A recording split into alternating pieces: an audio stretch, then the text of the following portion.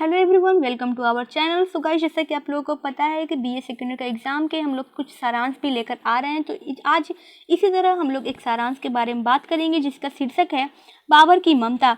तो बढ़ते हैं आगे, देखते हैं कथा संक्षेप में लिखा हुआ है, तो यानी कि सारांश इसका है। तो भारत में मुगल साम्राज्य के संस्थापक बाबर के पुत्र हुमायूं की ऐतिहासिक बीमारी और बाबर के त्याग की प्रचलित कथा को लेकर प्रस्तुत एकांकी की रचना की गई है। बाबर का पुत्र हुमायूं बीमार है, उसकी बीमारी गंभीर से गंभीर होती जा रही है।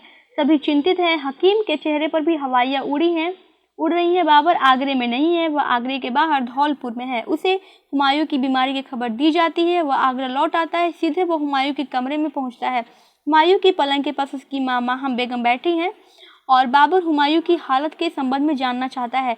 माहम बेगम बतलाती हैं कि 7 दिनों से ऐसी ही हालत है और हकीम साहब भी कुछ साफ नहीं कहते हैं, लेकिन ऐसा लगता है जैसे भीतर भीतर वह घबराए ही हुए हैं।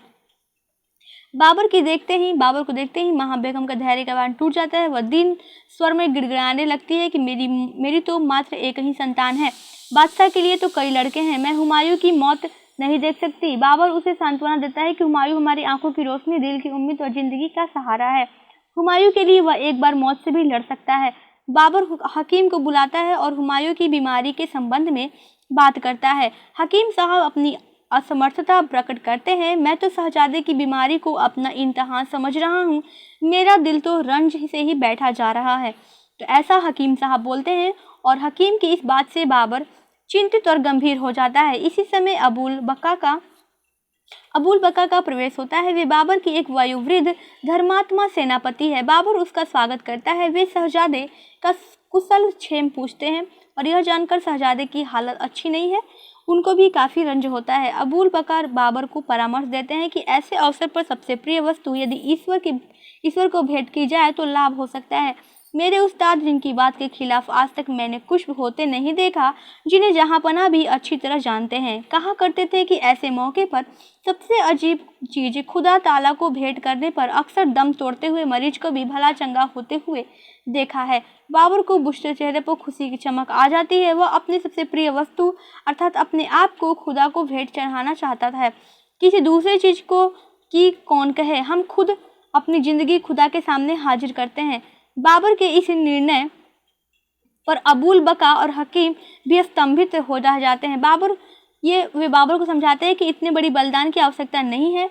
अबुल बका सुझाव देते हैं कि आगरे के फतह के बाद जो बहुमूल्य हीरा प्राप्त हुआ है उसे ही क्यों न खुदा की नज़र की जाए, परंतु बाबर अपने निश्चय पर दृढ़ रहता है। हमारे जीते जी हुमायूं को कुछ नहीं हो सकता, हम उसे बचाएंगे, जरूर बचाएंगे। हीरे और पत्थर से काम नहीं चलेगा। इतना कहकर बाबर हुमायूं की पलंग के चारों ओर परिक्रमा करने लगता है। 3 बार परिक्रमा कर वो हुमायूं के सिरहाने बैठ जाता है और विनीत स्वर में ईश्वर से प्रार्थना करता है कि या खुदा परवरदिगार,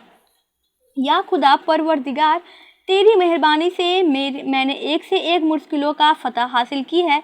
मैंने हर गाढ़े वक्त पर तुझे पुकारता रहा हूँ और तू मेरी मदद करता रहा है। आज एक बार फिर इस मौके पर तेरी इस मेहरबानी की भीख मांगता हूँ। अपने बेटे की जान के बदले मैं अपनी जान हाजिर करता हूँ। बाबर की प्रार्थना का जादू के समान असर होता है। हुमायूं धीरे धीरे आँख खुलता है और टूटे स्वर में पानी मांगते सभी के चेहरे पर प्रसन्नता की लहर दौड़ जाती है और बाबर खुशी से उछल पड़ता है। अचानक उसकी तबीयत खराब होने लगती है। वह सर में जोर का चक्कर और दर्द तथा बेचैनी अनुभव करने लगता है। हकीम साहब चिंतित हो जाते हैं। बाबर बेचैनी की हालत में उठकर बगल के कमरे में चला जाता है। यही पहला दृश्य समाप्त होता है। दूसरे दृश्य में के आरंभ में बाबर जैसे ही बीमार दिखता है जैसे हुमायूं था। वह कमजोर और सुस्त सा एक पलंग पर पड़ा हुआ है। कभी कभी दर्द से कराह उठता है। वह चेहरे पर प्रसन्नता है। बाबर की प्रार्थना ईश्वर ने सुन ली। हुमायूं चंगा हो गया। अबुल बका चिंतित है। वे बाबर की बीमारी के लिए अपने को ही स्वयं जिम्मेदार मानते हैं। बाबर उनकी मनस्थिति को समझ जाता है। वह कहता है कि हम आपकी दिल की परेशानी और रंज समझ रहे हैं। खुदा की इबादत के अलावा और चारा ही क्या था। हाँ, आपके कहने से हमें उस पर और भरोसा हुआ और बाबर अपना अंतिम समय निकट जान हुमायूं को उपदेश देता है कि मानवता की रक्षा करना और अपने आश्रितों के ऊपर कृपा दृष्टि बनाए रखना। इस तरह वो अपना उत्तराधिकारी हुमायूं को सौंप कर बाबर दुनिया से कच कर जाता है, यानी कि चला जाता है। सो गाइज, ये है आखिरी सारांश का लाइन। तो गाइस अब मिलते हैं नेक्स्ट वीडियो में। इसी तरह आप लोगों को कंटेंट चाहिए तो आप लोग प्लीज़ कमेंट कीजिए, और जो भी डाउट हो, जो भी आप लोग को क्लियर करना हो, जो भी क्वेश्चन हो आपके दिमाग में, तो प्लीज़ हमें कमेंट ज़रूर करें। मिलते हैं नेक्स्ट वीडियो में, तब तक के लिए टेक केयर, बाय बाय।